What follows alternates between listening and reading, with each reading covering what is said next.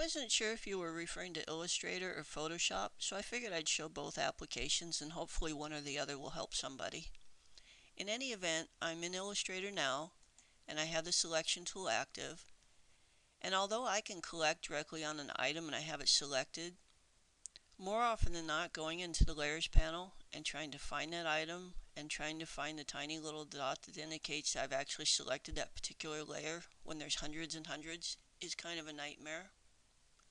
So what I like to do is after I select an item, we'll pick something else.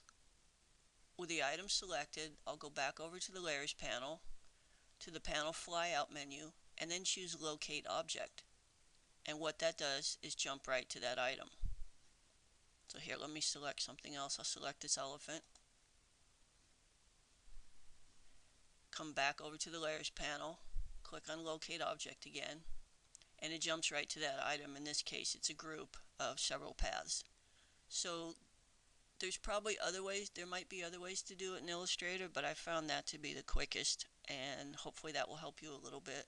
So let's jump over to Photoshop. If you're in Photoshop, you can use a similar method, and you just have the Move tool selected, and you come up top to the Options bar to the icon that looks like a stack of layers with an arrow next to it. Click on that, and make sure that the drop-down menu next to it is Set to Layer.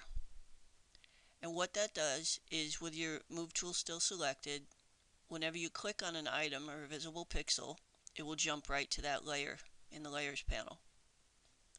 So I can click over here and it will jump to whatever item I click on.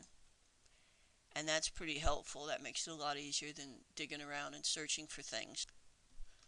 The only problem is sometimes I forget to turn that back off when I don't need it. So when I'm working in my regular document, anytime I click on something, it's automatically selected and things start accidentally moving and it drives me crazy, and that's just no good.